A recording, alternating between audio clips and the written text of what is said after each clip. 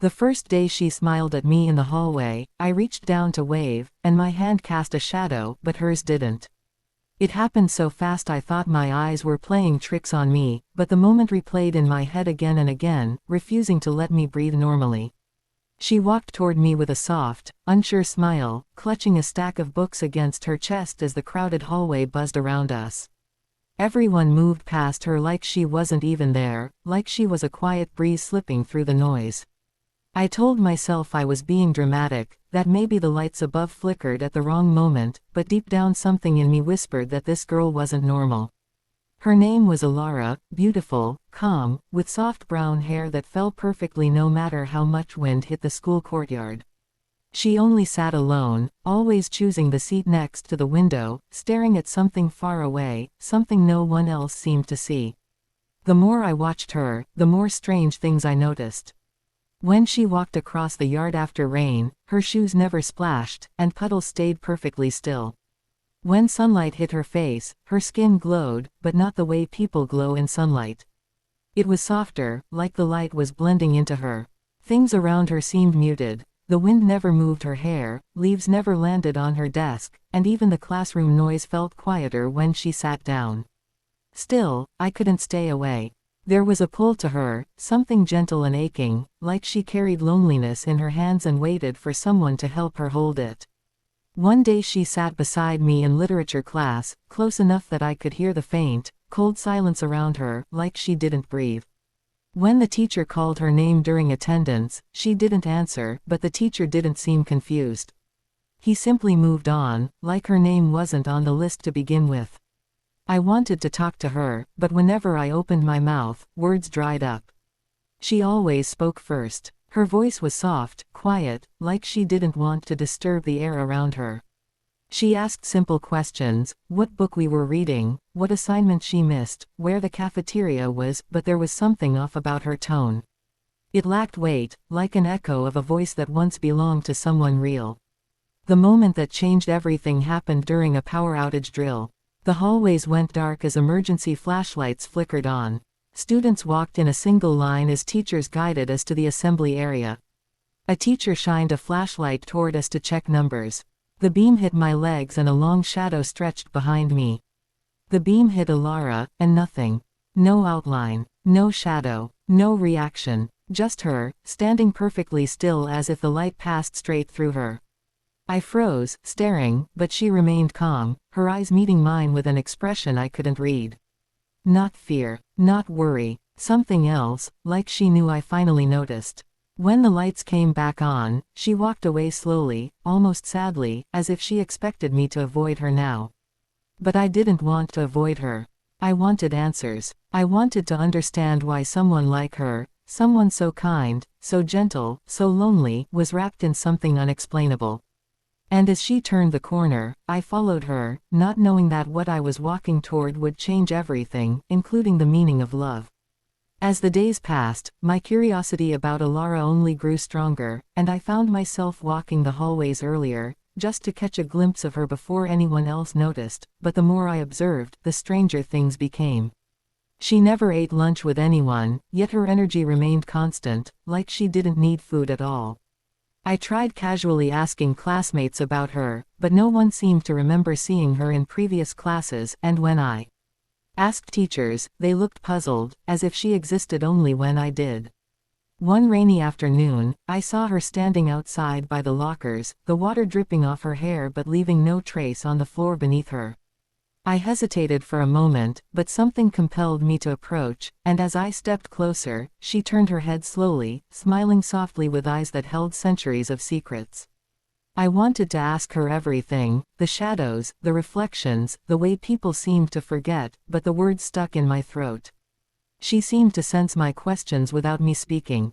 She walked me toward the old music room, the one rarely used now, with dust dancing in the air as the wind filtered through cracked windows. There, she paused and spoke for the first time about her past, a terrible accident, a night of rain and screams, a life cut short before it truly began, and how she had wandered the corridors ever since, unseen by most, waiting for someone who could notice her. Her voice was soft, almost whisper-like, yet carried a weight that made my chest ache. I realized then that my fascination wasn't just curiosity, it was empathy, and something more, something dangerous, love. She wasn't human in the conventional sense, but she felt real, more real than many people I knew. I spent days with her, learning about the halls she roamed at night, hearing stories of students from years ago who had been lonely and scared, and how she tried to protect them in silence.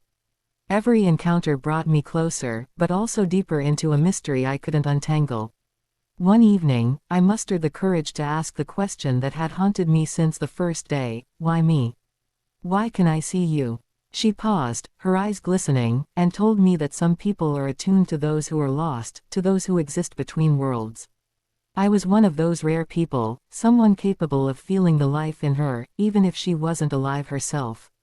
That night, I stayed in the music room longer than usual, listening to her stories, feeling a strange warmth in the chill that surrounded her. I realized that loving her meant understanding her, accepting the impossibility, and cherishing the fleeting moments. As the clock ticked past midnight, she began to fade slightly at the edges, a subtle shimmer like moonlight on water, and I felt an ache in my heart I had never known. She promised she would return the next day, and I believed her, though I understood that each encounter was borrowed time. Walking home alone, I couldn't stop thinking about the line between reality and something beyond, about how love could exist even when logic failed, and about how connection sometimes doesn't need explanation, it only needs recognition. And as I lay in bed that night, staring at the ceiling, I knew one thing for certain: my life had been irreversibly changed by someone who shouldn't exist in my world, and yet, in her presence, I had discovered a depth of feeling I could never forget. I followed Alara out of the hallway and across the quiet school courtyard, watching her move with a calm slowness that didn't match the rush of students around us, and every step she took only deepened the questions that had been clawing at me since the day I first saw her. She walked toward the old library building, the one students rarely visited, and slipped inside without making a sound, so silent that even the door didn't creak.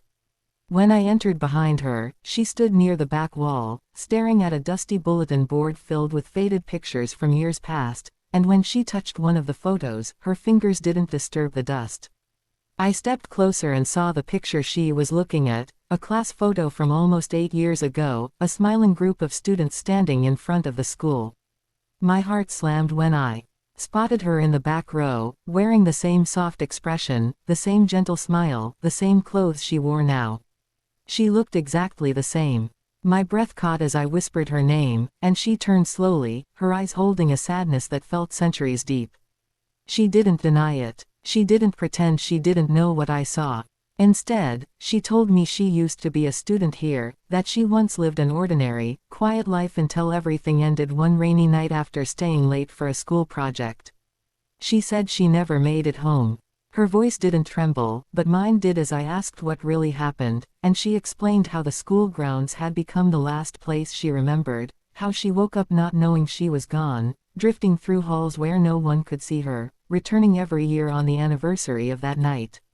She confessed that most students never noticed her, that adults blurred her out like a forgotten dream, but somehow I saw her clearly from the moment she arrived. She said she didn't know why, maybe because I carried my own loneliness, maybe because I listened to the quiet places inside myself that others ignored. She confessed she stayed close to me because being near someone who saw her made her feel alive again, even if she wasn't. My chest tightened as she revealed she wasn't dangerous, wasn't haunting anyone, she simply didn't know how to leave, how to say goodbye to a life she never finished living. I asked her what she needed to move on, and for the first time her calm voice cracked as she said she never found the courage to face the truth of what happened to her that night. She never went back to the spot where everything ended, and she didn't want to go alone. Her fingers reached for mine, cold but real enough to feel, and she asked if I would walk with her to the place where her story stopped. I didn't know what would happen, didn't know what I was walking into, but I nodded, because even if she wasn't human, everything about her kindness felt more human than anyone I'd known. So together, we stepped out of the library toward the dark corner of the school grounds where her past still waited for her. We walked behind the school toward the old oak tree near the fence line, the place where students rarely went, and Alara moved slower with every step as if invisible strings were pulling her backward, keeping her from reaching the spot where time had trapped her. The air around us grew colder, and even though the sun was still up, shadows seemed to lengthen unnaturally across the ground, stretching toward the tree like they were guiding us or warning us, I couldn't tell which. When we finally reached the oak, she stopped inches away, staring at the damp soil beneath it with a trembling breath, and I saw the faint outline of tire tracks in the dirt, faded but still visible after all these years. She whispered that the driver never stopped, that no one found her until morning, and that by then she wasn't here anymore, not fully. Her voice shook as she said she never understood why her shadow disappeared, why her reflection faded from mirrors, why people forgot her face like erasing a photo from memory, but deep down she knew it was because she didn't belong to the living world anymore. I told her she didn't have to face this alone, and I took her hand, cold as winter breath, fragile as a memory, and for the first time she didn't pull away. She closed her eyes and stepped forward, standing exactly where she took her last breath. And suddenly the wind stopped, the world quieted, and the air shimmered around her like a thin veil being lifted. Her body softened at the edges, glowing faintly like moonlight touching water, and she looked at me with a mixture of gratitude and sorrow. She said she wasn't meant to stay, that she had held on to the world too long because she was afraid no one would remember she existed. I told her I would remember, that her story mattered, that she mattered, and something in her expression broke open, releasing years of fear and longing. She smiled, real, warm, alive, and whispered that I had given her what she needed most, to be seen one last time as more than a ghost. Her figure flickered softly, pieces of her dissolving into gentle light that drifted upward like glowing dust, and before she vanished completely, she whispered thank you, leaving behind nothing but a soft warmth in my palm. I stood alone beneath the oak tree as the wind returned, rustling the branches like a quiet goodbye, and a weight lifted from the air as if the world exhaled after holding its breath for 8 long years. The spot where she stood felt peaceful now, no longer heavy with her unfinished story. As I walked back toward the school, I realized that love isn't always about holding on, sometimes it's about helping someone find the courage to let go. Moral lesson: the people we meet, even briefly, can change our lives in ways we don't expect, and sometimes the greatest act of love is helping someone find peace, even if it means setting them free.